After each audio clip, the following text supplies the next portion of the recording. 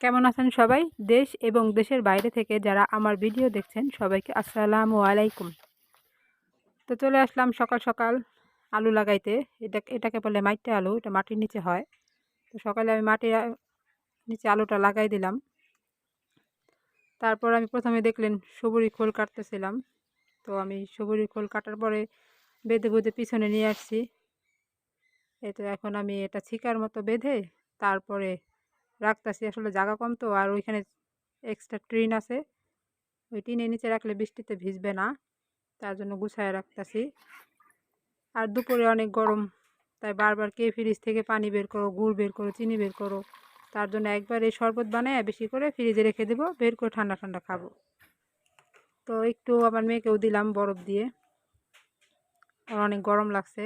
এই তো আমার মেয়ে। তো আমার ভিডিওটা যদি আপনাদের ভালো লাগে লাইক দিবেন, সাবস্ক্রাইব করে আমার পাশে থাকবেন। আজকে আমি রান্না করব পুঁই শাক আলু দিয়ে মাছের ঝোল। তো আমাদের গাছের পুঁই শাক। এই তো এখানে আমি পাতিল বসিয়ে দিয়েছি, আর পেঁয়াজটা একটু লাল লাল করে ভেজে নিয়েছি। এখন দিয়েছি আদা বাটা।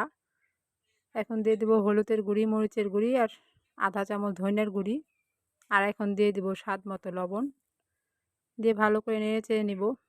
আপনারা তো অনেকেই মজা করে রান্না করেন, জানি না আমারটা কেমন হয়েছে। তো আমি যেভাবে রান্না করি ওইভাবেই দেখাইলাম। এখন দিয়ে দেবো পুঁই শাক।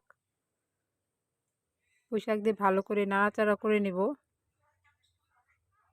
ভালো করে কষিয়ে তারপর দিয়ে দিব পানি।